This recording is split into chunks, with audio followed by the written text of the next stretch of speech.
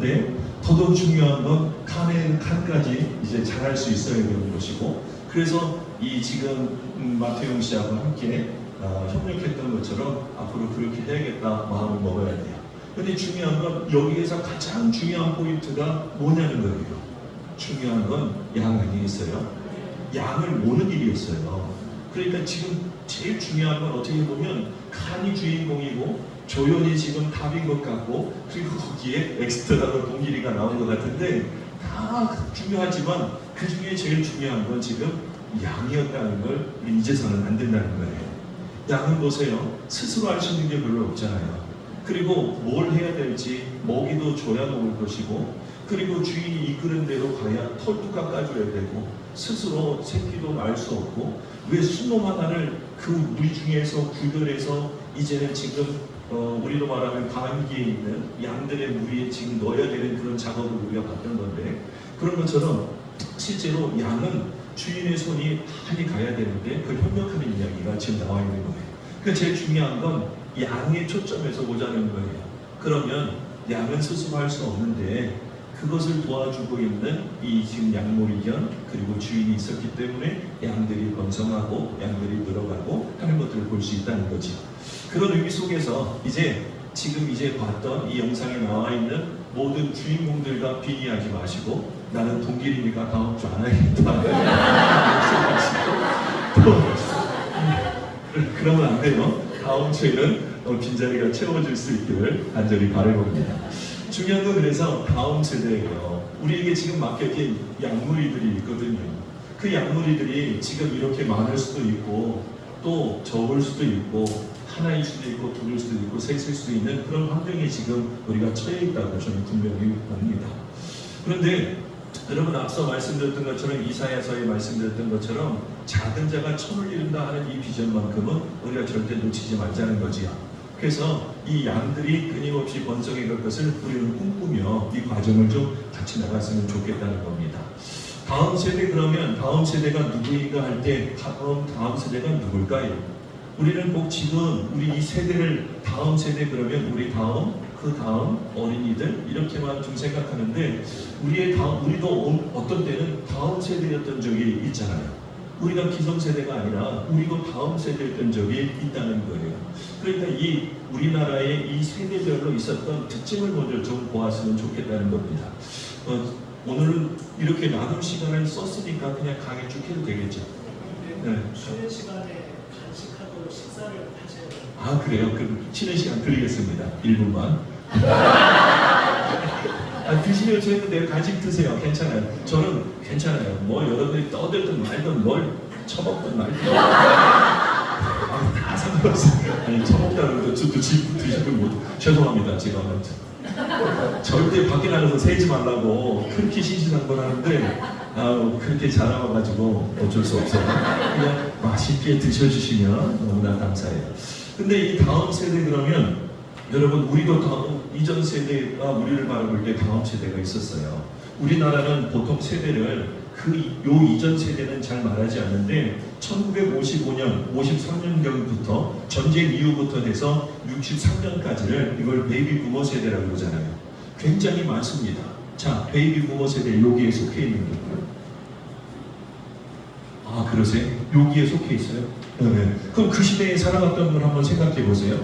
한국전쟁 이후의 재건기예요. 굉장히 어려운 시절을 살아왔을 것이고, 그리고 급속한 산업화 시기였어요. 농경산업에서 산업화로, 그래서 도시로 몰려오던, 그래서 이 큰 대도시가 됐던 것 중에 하나가 바로 이 세대가 있었기 때문이고, 그리고 유신정권 민주화운동 초기에 있어서 이때 민주화라는 얘기가 처음 나오기 시작하면서 이걸 불붙이는 것이 바로 이 시대의 사람들이고, 경제성장의 중심에 사회분위기가 있었다. 뭐든지 해봐야겠다. 우리도 일어날 수 있겠다. 새마을운동도 아마 이 시기 때 이 대상으로 가지고 어렸었던 시작했던 그런 때고, 세상을 이해하는 방식을 한번 생각해 보세요. 지금 베이비 부모 세대를 말하는 거예요. 권위 중심의 규범 중심. 그래서 어떻게 해서요? 부모님들에 대해서, 어른들에 대해서 조선시대는 아니었지만 아침에 문안 인사도 드렸던 분들도 있을 것이고, 그래서 이 가족들 모임을 보면 대가족 형태 속에서 본인을 굉장히 중시해서 집안에 어른이 있어야 되고, 그래서 또 집안만에 또 규범이 있어서 그걸 중시하던 시대고, 그리고 그러면서도 지금 여기 이 경제성장 중심이 있었기 때문에 사람들은 노력하면 할 수 있다, 이런 생각들을 굉장히 많이 했던 시대가 바로 이 시대의, 이 세대의 분들이라는 걸 알 수 있어요. 동의하시나요? 네. 뭘 동의해요? 이 시대 아니면서. 아니, 그러니까 여기 동일이가 있다니까. 뭔지도 모르고 됐는데. 아, 근데 실제로 교회에서 목회할 때는 저런 분들이 있어요. 편해요. 어느 교회요? 인천교회가 갑자기 목사님 얼굴이 막 스쳐져요. 아, 좋은 현상이에요. 근데 어찌됐든 굉장히 동의가 되실 거예요. 그런데 이들의 가치관이 요 시대, 요 세대의 분들의 가치관을 보면 소유 중심의 가치관이 있어요. 그러다 보니까 부동산, 그래도 내 집 하나 있어야지, 그리고 내 땅 하나 있어야지, 내가 밭을 경작해서 읽어 먹어야 될 논 몇 마디는 굉장히 큰 건데 그 정도는 있어야지 하면서요, 부동산, 물질적인 성공에 대해서 굉장히 추구를 했던 세대가 바로 베이비 부모 세대예요. 근데 그 다음 세대를 한번 볼까요? 그 다음 세대를 보면 X세대잖아요. X세대. 65년에서 80년. 이건 제가 한 게 아니라 GPT가 이렇게 나눠준 거예요. 저는 그렇게 나누지 못하는데, 어찌됐든 1965년부터 80년대생 손 들어보세요. 대부분 많을 것 같아요. 아, 그래, 우리 같은 세대 사람. 저도 1972년 12월 14일 세상에 빛을 본 사람이기 때문에 딱 요 중심에 있어요. 그런데 중요한 건 우리가 살아왔던 세대, 여기 지금 많으니까 한번 생각해 보세요. 우리가 살아왔던 민주화 운동의 성장기, 그래서 이때 굉장히 진통을 겪었어요. 제가 1991년도에 신학교를 처음 다녔는데 그때 서울에 올라왔거든요. 서울에 올라와가지고 그때 그냥 뭣도 몰라서 그냥 그분 사귀었는데, 그분과 사귀면서 종로에 그 단성사에 영화 보러 갔다가 그 위에 체육관 터뜨렸는데 그걸 톡톡하다가 눈물 콧물 썼던 그런 시기가 바로 이 시대의 사람들이 경험했던 사회의 배경이었어요.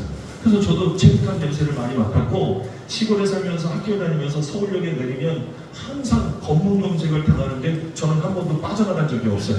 무조건 검문의 대상이었어요. 지금이야 이렇게 사람처럼 보이지만 그때는 굉장히 좀 이게 뭔가 하는 사람처럼 보이니까 가방만 메고 다니면, 그러면 그냥 와가지고 주민등록 내놓으라 그러고, 주민등록 없다 그러면 데리고 가서 지문 찍게 하고, 그러면서 늘 들락날락, 저는 그냥 잡혀간 건 아니지만 검문을 많이 다녔기 때문에 이때의 사회를 제가 굉장히 잘 느끼고 있어요. 그리고 IMF 이전에 급변하는 사회, IMF 이전에 굉장히 사회가 급변했어요. 경제 성장도 많이 되고 한 번에 확 주저앉았지만, 그래서 저는 IMF를 기억하는 게, 저희가 1997년에 결혼했어요. 26에 결혼했는데 26 다음 그 해에 바로 이렇게, 이게 맞지요? 1997년. 갑자기 다른 사람 했다고 또 얘기할까봐 97년인 것 같아요. 근데 그 해나 그 다음 해에 바로 IMF가 97년도에 보니까 결혼하고 난 다음에 IMF가 바로 터져가지고 그때 막 금모으기 하고 그랬던 시대를 살아왔기 때문에 급변하는 시대 속에서 살아왔어요. 대학 진학률이 증가해서 이때는 대학을 막 만들기도 했고, 그러면서 많은 사람들이 최소한 전문대는 나와야지, 예전에는 고등학교만 나와도 굉장히 우수한 석학이라고 생각했는데 이때는 그래도 대학 가는 분위기가 있었고, 컴퓨터와 인터넷 초기 경험을 했어요. 군대 제대했더니 어머니가 없는 살림에 저한테 뭘 사줄까 그러는데 뭣도 모르고 그냥 컴퓨터요. 근데 그래서 가져봤던 게 1995년도에 컴퓨터를 처음으로 제가 가져봤어요. 그래서 1997년도에 그래서 그걸 가지고 고시원 가가지고 조그만 방에서 막 컴퓨터 가지고 놀던 생각이 있어요. 그때는 인터넷선이 연결 안 되고 그냥 컴퓨터에 있는 복합 게임 있잖아요. 이렇게 갖다 붙이고 하는 거, 그런 거 보면서 컴퓨터와 친해진 시대. 그러면서 인터넷, 이때 당시에 뭐가 있었냐면, 지금은 없는 자격증인데 이때 당시에는 인터넷 검색사라는 게 있었어요. 기억나세요? 그게 있어야 또 회사에 취직하는 분위기가 있었거든요. 그러니까 컴퓨터와 인터넷, 그 시골 사람들은 잘 몰라요. 이렇게 하시고 인터넷 검색사가 있었는데, 그래서 인터넷 접근 경험을 했던 세대가 바로 요 X세대, 바로 저입니다.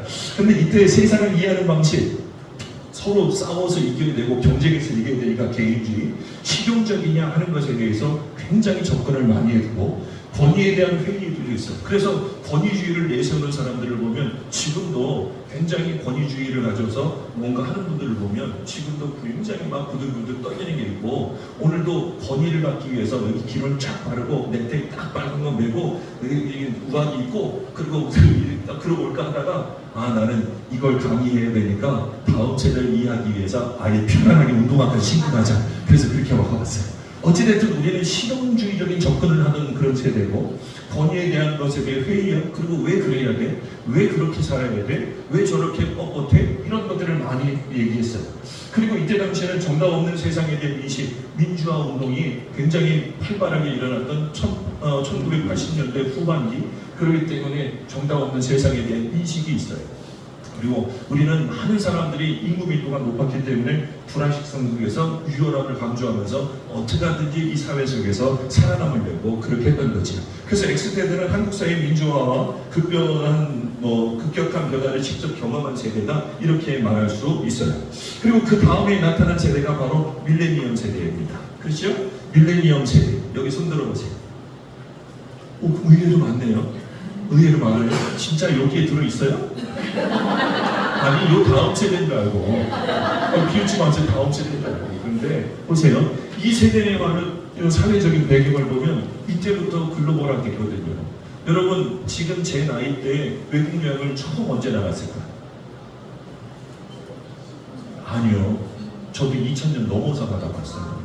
그러니까 우리 때는 그냥 어떻게 하든지 실용주의적으로 살아남기 위해서 살아왔고, 우리 다음 세대인 X세대는 굉장히 이 시대를 뛰어넘어서 학교에 가서도 우리 나이 때 영어를 I'm a boy 외에 기억나는 거 있는 분들, How are you 뭐 이런 거는 알겠지만 제대로 우리는 영어 교육을 받아도 안 했는데, 요 다음 세대는 글로벌화 되면서 외국에 대한 경험, 외국인들을 만나고 그러면서 이렇게 글로벌화된 세대가 바로 요 세대입니다. 그러니까 요 세대는 굉장히 언어적으로도 탁월한 걸 볼 수 있어요.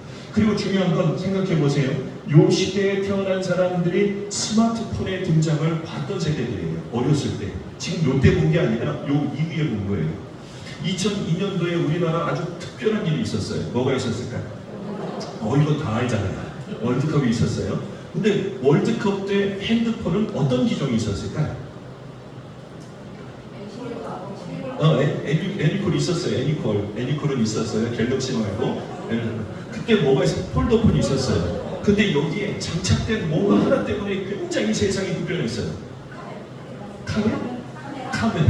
카메라는 먹는 거고, 카메라가 그때 장착됐어요. 그럼 그때 카메라가 처음 장착될 때 그때의 화면이 흑백일까 칼라일까?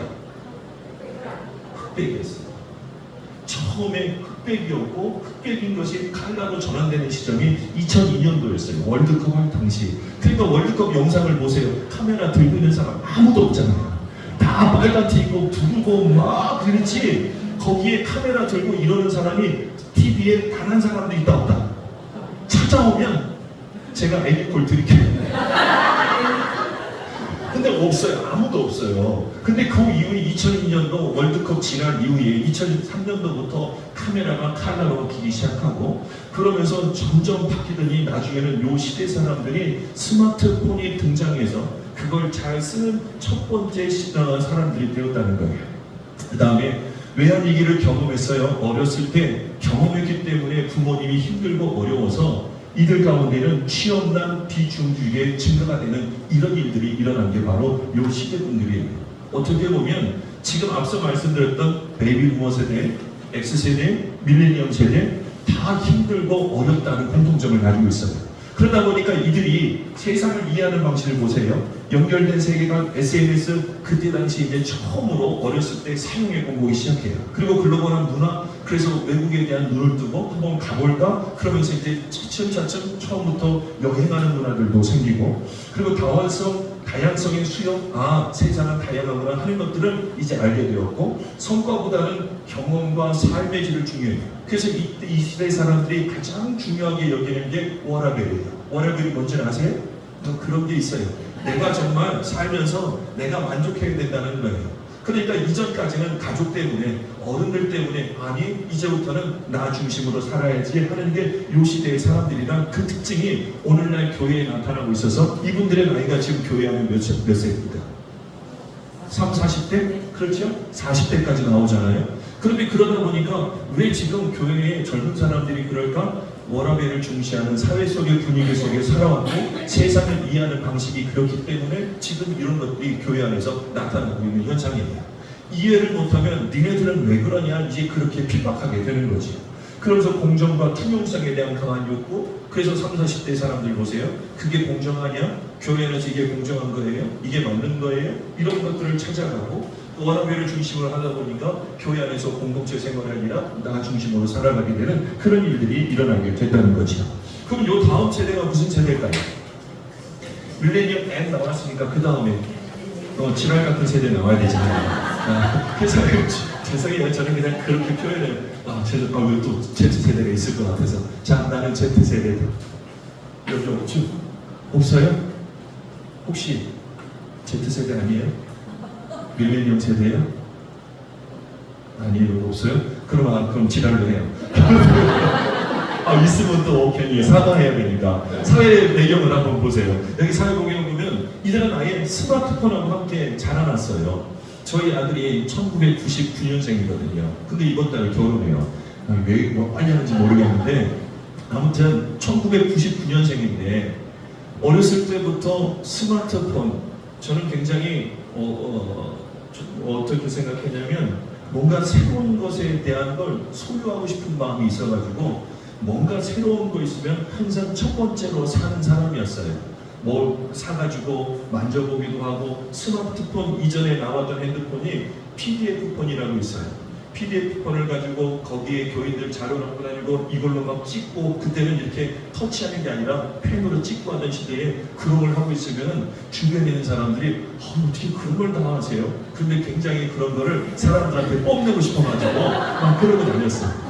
그래서 PDF폰에서 스마트폰으로 넘어갈 때 요 펜이 아니라 손가락을 한다는 거에 굉장히 저는 충격적인 게 아니라 그냥 받아들일 수 있었던 사람이에요. 그러다 보니 어렸을 때부터 이런 게 있었어요. 영상을 그때 당시에는 여기에 그냥 온라인상에 있는 게 아니라 실제로 여기다가 담아가지고 다니면서, 여기에 이제 담아가지고 다니면서 이제 보기도 하고 그랬었는데, 그러다 보니까 집에 가면 우리 아들이 그걸 가지고 영상 보여주면 아주 조용하거든요. 그러면 우리 가정이 행복한 거예요. 저는 아이가 첫째가 99년생이고요. 둘째가 2001년생이 있어요. 여기서 끝이냐? 2003년생이 있어요. 또 여기서 끝이냐? 그래서 2009년생까지 있어요. 그러다 보니 보세요. 여기 다 들어있거든요. 얼마나 지랄 맞고 지랄맞겠어. 그래가지고 어렸을 때 집에 가면 핸드폰을 주잖아요. 우리 99년생 아들은 옛날에 스마트폰 말고 그냥 핸드폰 있을 때 그 전화기 안테나 뽑아갖고 막 이걸 빨다 보고, 그러다 보니까 이게 고장나고, 그러다 보면서 저는 다시 사줘 그러면서 또 다시 사고 막 그런 걸 반복했거든요. 그러다가 어렸을 때 유치원 다니고 초등학교 다니고 애들 셋이 찡찡거리면 얼마나 힘들겠어요. 밥도 제대로 못 먹어요. 저도 어렸을 때 우리 어머니가 말씀하시는데 형하고 연년생이거든요. 그러다 보니까 어머니가 식사를 못하니까 예전에 기저귀 예전에 생각나세요? 우리 어렸을 때 저기요, 지금 좀 죄송해요, 연식이 되신 분들은 아까 여기 베이비 부모 세대는 기저귀, 어떤 기저귀 썼어요? 천 기저귀. 그 무슨 천이에요? 광목이잖아요. 광목 알아요? 광목가 들어봤어요? 사모님 들어봤어요? 아니, 저 가지 말고 여기 떠드시는 광목이었어요. 그러니까 우리 어머니가 식사를 밥을 먹고 싶어가지고 남자애들 둘이 얼마나 마당을 다니면서 닭똥도 주워 먹고 돌멩이도 집어넣고, 그러니까 이게 한시라도 떼어놓을 수 없어가지고 우리를, 형을 특히 광목으로 꽁꽁 기둥에다 묶어놓고 식사를 하셨다는 그런 얘기를 제가 간증을 들었거든요.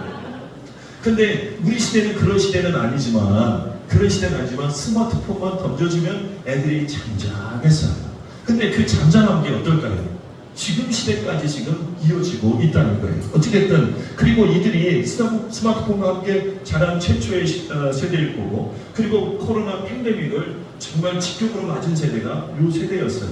그러다 보니 이들이 더더욱 전자기기, 이런 디스플레이, 이런 걸 보는 거에 대해서 아무 반감 없이 보는 세대가 된 걸 볼 수 있고, AI의 발전과 기후시대의 위기에 직면해 있는 지금 우리의 다음 세대인 것을, 이 Z세대인 것을 볼 수 있고, 그러다 보니까 불확실성에 대한 심화된 환경, 이런 것들로 인해서 자기들은 지금 굉장히 요 이전 세대, 밀레니엄 세대처럼 워라밸을 얘기하지만 마음속에 불안함이 있는 그런 세대가 바로 이 Z세대인 걸 알 수 있어요. 세상을 이해하는 방식을 보니까 디지털 네이티브, 디지털을 통해서 대화하고 싶고 디지털을 통해서 소통하고 싶어하는 그런 이제 온라인에서 살아가는 세대가 바로 이 Z세대인 것을 볼 수 있고, 그리고 여기 보면 알고리즘과 맞춤 콘텐츠를 통해서 내 방식대로 내 세상을 살아간다, 이런 세대가 바로 이 세대인 것을 볼 수 있어요. 그 다음에 이제 출현한 세대가 무슨 세대? 알파 세대. 자, 알파 세대 자녀들이 있지요. 자녀들이 있잖아요. 근데 어때요? 알파 세대의 자녀들. 인공지능, 그리고 메타버스 이야기는 지금 한참 나오다가 요즘 좀 들어갔지만 메타버스를 경험해봤고, 초연결 시대의 원주민으로 태어났어요. 아예 모든 인터넷 문화가 정착되고 고도화됐을 때 태어난 아이들이에요. 그러니까 이전에 Z세대보다도 더 많이 인공지능과 그리고 이 인터넷 문화 속에 지금 젖어 있고, 이게 삶으로 온전히 경험하며 자라난 세대가 바로 알파 세대입니다. 지금 여기 그림이 있잖아요. 자, 앞에서부터 보세요. 밀레니엄, 여기 베이비 부모 세대, 이때는 뭐 보고 있어요 지금? 신문 보고 있잖아요. 그렇지요? 그 다음에 그리고 이때 보면 시장에 가서 사야 돼요. 그렇잖아요. 시장에 가서 사는 문화였어요. 자, 근데 그 다음에 보세요. X세대, 이때 인터넷 처음 나왔다 그랬잖아요. 그러면서 지금 여기 이건 죄송해요. GPT로다가 제가 내용을 정리하고 그러다가 감마로 만들다 보니까 얘도 실수예요. 이때 당시 이런 모니터가 없었어요. 없었어. 이건 뻥이야. 내가 보니까 잘못 만들어졌어. 지금 이때 모니터는 대다 커야 돼. 그렇지, 이렇게 막 나와 있어야 되잖아. 여기 빛이 나와야 돼. 이런 모니터를 봐야 되고 여기에 막 커다란 케이블 꽂혀 있어야 되는데 이게 그래요. 근데 여기 보세요. 한 사람이 하고 있으니까 다 와서 이게 뭔가 신기해하는 그런 시대의 X세대였어요. 그렇지요? 그러다가 이제 밀레니엄 시대, 이제 노트북이라는 게 처음 나와서 막 쓰기 시작했어요. 그러다가 이제 스마트폰이 출현했거든요. 그러니까 이 시대에 살았던, 태어났던 사람들은 10년 뒤에, 20년 뒤에 이제 스마트폰을 이제 사용하는 거고, 굉장히 지금 워라밸을 중시하다 보니까 혼자 이러고 떨어져서 지금 이러고 있는 분도 계시고, 그 다음에 Z세대 어때요? 이제는 여기에 뭐가 나타났어요? 지금 이거 나타났잖아요. 그러면서 이제 이게 지금 탭으로 뭘 하고 있잖아요. 저도 지금 이거 하고 있잖아요. 뭐 사주셔서 감사해요. 근데 어찌됐든 노트북을 가는데도 펜을 가지고 이제 화면 터치하는 것도 하고. 그런데 이제 보세요. 알파 세대 애들이 지금 이렇게 변했어요. 애들이. 그러니까 지금 쭉 이미지만 봐도 어느 시대에 어떻게 살아가고 있는가, 요 시대에 태어난 아이들은 지금 뭔가 눈앞에 보이는 게 없어요. 사람 보지 않아요. 사람 보지 않고 지금 여기 이걸 뭐라 그래요? 이거 VR이라 그래요. 저는 이건 안 해봤어요. 굉장히 이런 거 나오면 사고 싶어하는 충동이 있는데 아이들 키우다 보니까 못하겠더라고요. 근데 어찌됐든 이런 걸 보고, 이런 걸 보면서 또 손에는 지금 태블릿을 하나씩 갖고 있어야 되는 이런 시대가 되었어요. 그리고 여기에 지금 특징이 뭘까요? 서로 쳐다보고 있어요? 마주보고 있어요? 저는 굉장히 지금 이 감마가 굉장히 잘 만들었다고 생각했어요. 이걸 보면서 아이들이 지금 다른 사람 보고 있는 사람이 아무도 없구나, 마주대하고 있는 사람도 없구나, 마주대하는 건 하나 써야 되고 태블릿 봐야 되는 이걸 마주하고 있구나, 이 시대 속에 살아가고 있어요. 그러니까 이게 지금 이들의 문화라 그러지 말고요, 부모 세대의 영향으로 감성 중심의 경험을 받은 경험이 없는 게 바로 이 알파 세대예요. 감성을 얘기하면 뭐라 그럴까요? 감성을 얘기하면 뭐라 그럴까요? 왜 그래? 왜 그래? 이렇게 표현하지 않아요? 뭔 일 있어? 애들이 이제 이렇게 굉장히 자기중심적으로, 직선적으로 묻게 돼 있어요. 그리고 세상을 이해하는 방식, 이건 예측이에요. 이제부터는 이제 예측할 수밖에 없어요. 이들이 과연 기성세대가 되어서 다음 세대를 보낼 때 이들은 과연 어떻게 될 것인가? 혼합 현실적 세계관에 갇혀요. 현실과 가상의 경계가 사라졌어요. 그러다 보니까 부모님이 말하는 것보다 GPT한테 묻는 게 더 정확하다고 생각해요. 물론 부모님이 아는 게 부족할 수 있어요. 다 알 수 없잖아요. 그러니까 자각다식할 수 없어요. 그러니까 물어요. 그러면서 오히려 가르치려고 들어요. 그러니까 현실과 가상의 경계가 없어요. 이들은 그냥 다 믿어지는 거예요. 그리고 즉각적으로 할 수 있잖아요. 지금 AI를 통해서 선택적 중심, 그래서 내가 하고 싶은 것만 해요. 원하는 방식으로 콘텐츠를 소비하고 만들어내기도 하고 서로 즐기기도 해요. 그러다 보니까 요즘 아이들 영상 만들어서 쇼츠 올리고, 그래서 쇼츠도 1분, 1분 30초, 5분 이상 지나가면 잘 보지 않으려고 그러고, 그러다 보니까 굉장히 즉각성, 선택성 이런 것들을 선택하는 경우들이 많아요. 아이들이 영상 보는 걸 보세요. 아이들이 영상 하나 틀면 그거 올리고 또 다른 거 보고 그러면서 근데 뭘 누르더라고요. 뭐 좋아요 누르는지 뭘 하는지 계속 누르면서 또 올리고 그러는데 1분도 안 봐요. 가만 보니까 애들이 굉장히 이걸 익숙해져 있고, 익숙해진 정도가 아니라 우리는 뭘 봤는지 내용도 없는데 애들은 이미 다 본 거예요. 그리고 정체성의 유동성 그런데 다양한 페르소나로 자유롭게 표현해. 하고 싶은 대로 다 해. 여러분 가면을 쓰는데요. 이들은 보면 자기 나름대로 가면을 많이 써요. 왜 그러냐면 다양한 걸 봤기 때문에 이 상황에는 이렇게 하면 되겠지, 저 상황에는 저렇게 하면 되겠지, 그러면서 연기를 해요. 그거인 것처럼 살아가요. 그러면서 내가 나라는 사람이 아니라 다른 사람인 것처럼 가면을 쓰고 살아가는 세대가 바로 이 알파 세대인 걸 볼 수 있어요. 그래서 가상과 현실 융합되어 있어요. 뭐가 가상인지 뭐가 현실인지 잘 모르면서도 살아가고 있는 세대가 바로 이 세대라는 것을 알 수 있는 거죠. 자, 그럼 여기 아까 제가 손들라고 했었는데 여러분은 지금 어떤 세대에 속해 있는지 아마 다 결정을 하셨을 거예요. 결정한 게 아니라 결정된 거고, 그럼 내 세대의 특징은 뭔가 여기에 지금 나와 있기도 했어요.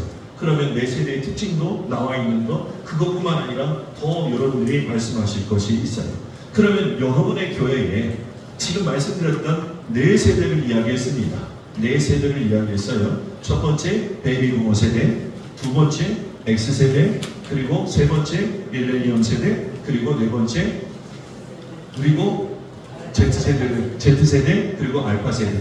근데 알파 세대는 지금 여러분들이 아까 이제 양을 몰아야 되는 사람들이니까 여기 빼놓고, 자 그럼 알파 세대까지 포함해서, 그러면 여러분 교회에 가장 많은 세대가 어디입니까?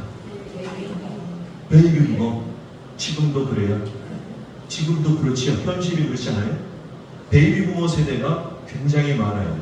그 당시에는 인구도 많아요. 우리나라 인구를 통계를 제가 쭉 뽑아보니까 항아리 모양으로 이렇게 되어 있더라고요.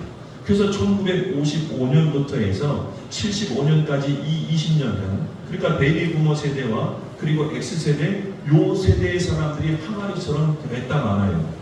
얼마나 많은지 그 다음부터 줄어들기 시작하는데 인구가 지금 굉장히 급격하게 줄고 있다는 걸 아셔야 돼요. 내후년에 앞으로 2, 3년 내에 초등학교가 없어질 대상 초등학교가 몇 개이냐? 180개라는 거예요.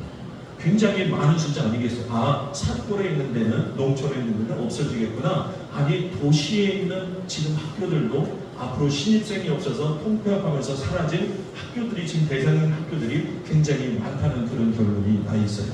물론 인천은 굉장히 인구 밀도가 높기 때문에 지금 학교가 없어지는 일은 제가 볼 때는 별로 없을 거라고 지금 여기지만, 그래도 이게 지금 우리나라 현실이거든요.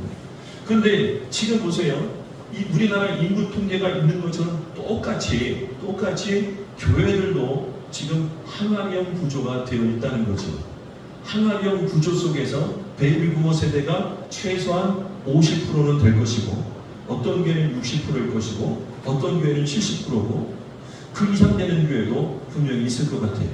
저는 그냥 저 인천의 구석의 끝자락에 있는 그런 교회인데, 여기는 그래도 젊은 세대가 좀 있다 보니 이 항아리형 구조가 그래도 이런 호리병이 아니라 그냥 진짜 항아리처럼 이렇게 되어 있는 구조가 되지만, 그래도 어른들은 굉장히 많아요. 그때도 젊은 세대가 지역적인 특성 때문에 그래요.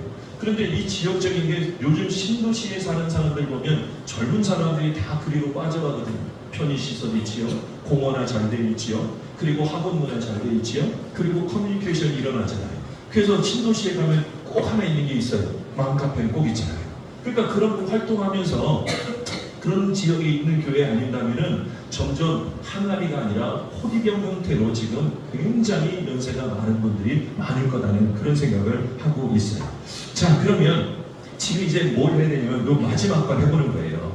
이거는 5분만 합시다. 아까 너무 시간을 많이 줬어. 생각해보니까. 그런데 드시면서 나눠보세요. 잠시 옆 사람과 함께 나눠보세요. 세대 간 차이를 느끼는 순간, 지금 사회에서 말고 집안에서 말고 교회에서 세대 차이를 느끼는 순간이 어떨 겁니다. 지금 이제 막 털어보는 거예요. 지금 말 못했던 거 여기서 해봐야 돼요. 왜 그러냐면 분명히 교회 어르신들이 고간 열쇠 다 붙여 있었고 주방 아직까지 붙잡고 있으면서 젊은 것들이 그것도 못하냐고 핀잔 긁고도 하셨을 테고, 이런 것들을 한번 나누어 보세요. 다음 세대, 그들에게 다음 세대, 그 다음 세대, 그 다음 세대, 이렇게 지금 5개를 나눴는데 여러분들이 지금 놓여 있는 데서 전 세대가 과연 나를 또 우리 교회에서는 어떻게 평가하고 있는지 이런 것들을 한번 나눠보는 겁니다. 자, 정확히 55분까지 간식 드시면서 하시면 되겠습니다. 시작!